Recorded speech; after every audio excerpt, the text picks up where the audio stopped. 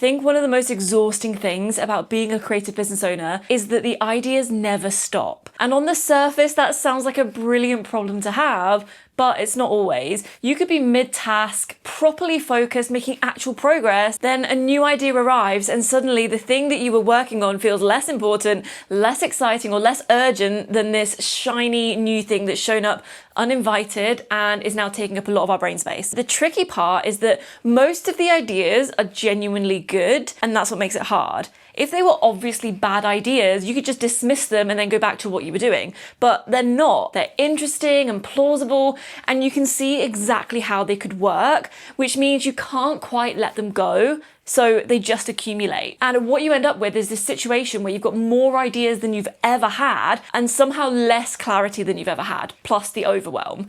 Because when everything feels possible, it becomes really hard to know what you're actually supposed to be doing. So in this video, I want to give you a 3-step framework for exactly that. How to filter out the ideas that are actually worth pursuing, how to organize the ones worth keeping, and how to decide what deserves your focus right now. Because a creative brain full of ideas is one of your biggest assets. It just needs a system around it. So before I get into the framework, I just want to spend a minute on what this feeling actually looks like from the inside, because I think it shows up in a few different ways, and I want to make sure that you recognize yourself in at least one of them. So for some people, it's the paralysis. The ideas are so many and so equally compelling that you genuinely can't commit to any of them. So you end up in this suspended state where you're not exactly doing nothing, but you're also not moving anything forward either. You're just reopening the same ideas and never quite landing anywhere. So for others, it's more of a shiny object syndrome, where you start doing something, it gets a little bit of traction, and then a new, shinier idea surfaces, and it feels more exciting than the thing that you're currently building.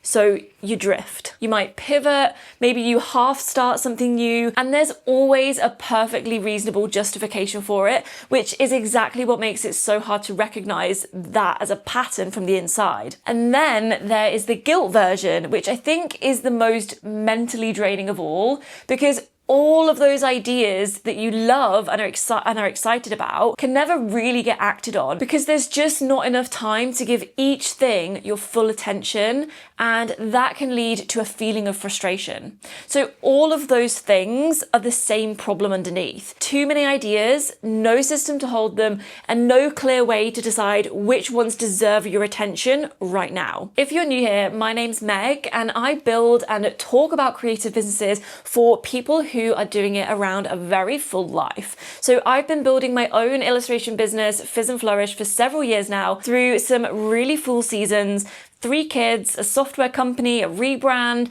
So when I talk about having too many ideas and not enough clarity, I'm very much talking from experience. So let me give you the framework that I use to deal with all of that. Because once you have a system for it, the ideas stop feeling like a problem and they start feeling like the asset that they really are. The first step is about asking better questions before an idea gets any of your time or energy at all. Because when all of your ideas feel equally urgent and equally valid, the only way to break that feeling is to run them through a proper system. And by the way, you don't have to try and remember everything I'm talking about in this video, because I've turned the whole framework into a free 1-page download. So you can grab it from the description and use it anytime that the idea overwhelm hits. So the first question is, does this idea align with where I'm actually trying to go right now? Because an idea can be genuinely good and still be wrong for this season, your goals, or the version of the business that you're building right now. A brilliant idea that doesn't connect to your current direction isn't a priority. It's a distraction disguised as opportunity. And those are the sneakiest kind because they are so convincing. So the second question is,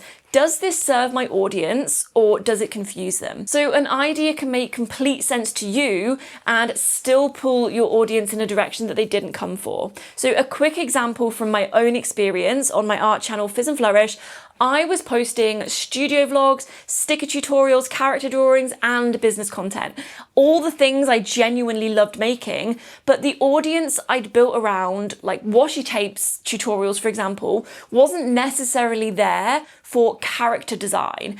And by trying to serve everyone, I ended up not quite serving anyone as well as I could. All the ideas I had were valid, they just weren't all right for the same audience. So before you act on a new idea, it's worth asking, does this add to what I'm already building? Or does it pull it sideways? Because sometimes the most exciting idea is the one that takes you furthest away from the thing that's actually working. The third question is, am I excited about this because it's genuinely a good idea, or because it's new?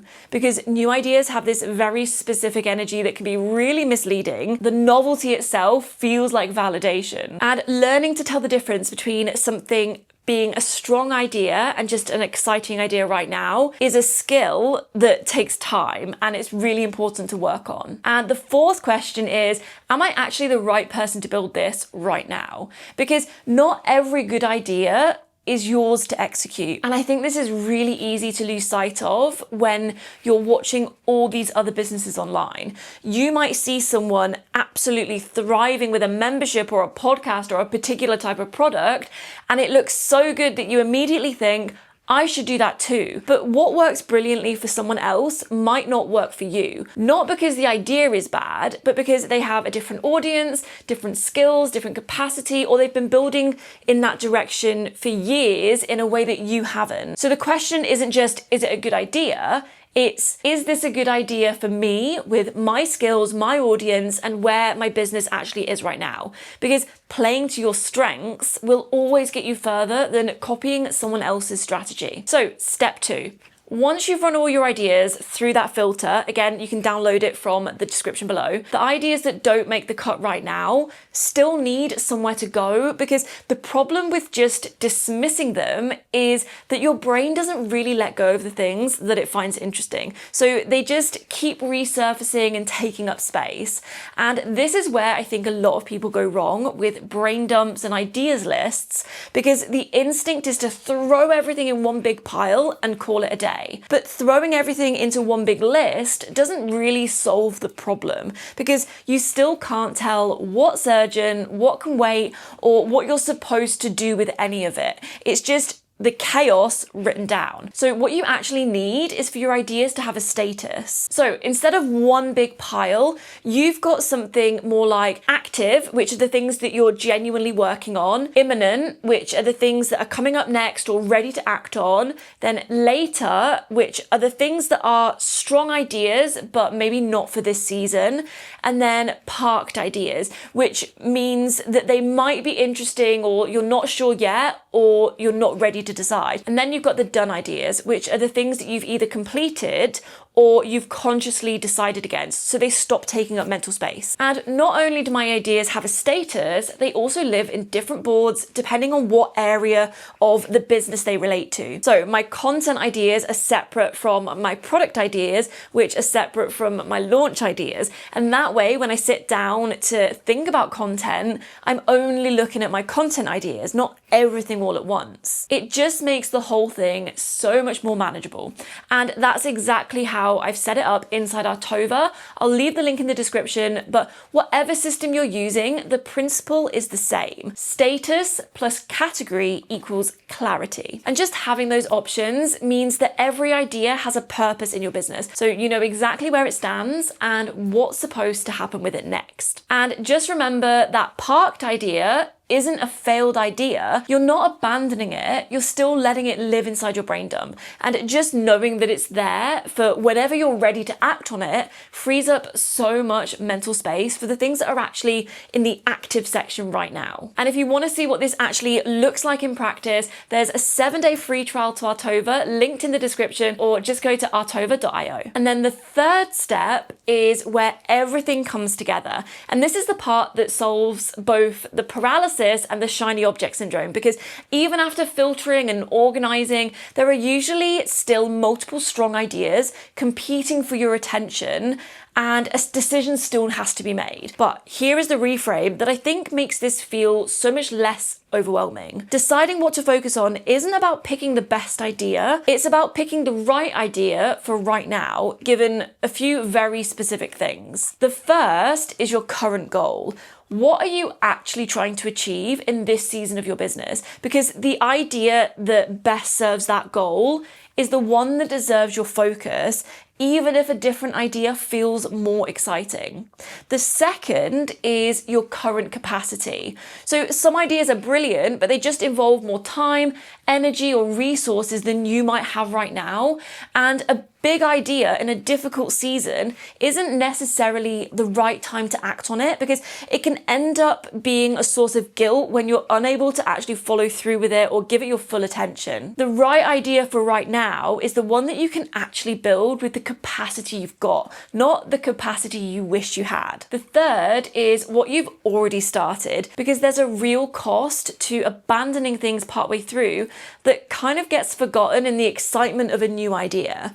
So finishing something that's 70% there is almost always a better use of your energy than starting something new from scratch, even when the new thing feels more appealing right now. And the fourth is what compounds. Because given the choice between two equally strong ideas, the one worth focusing on is the one that, if you gave it your full attention, would keep working for you over time.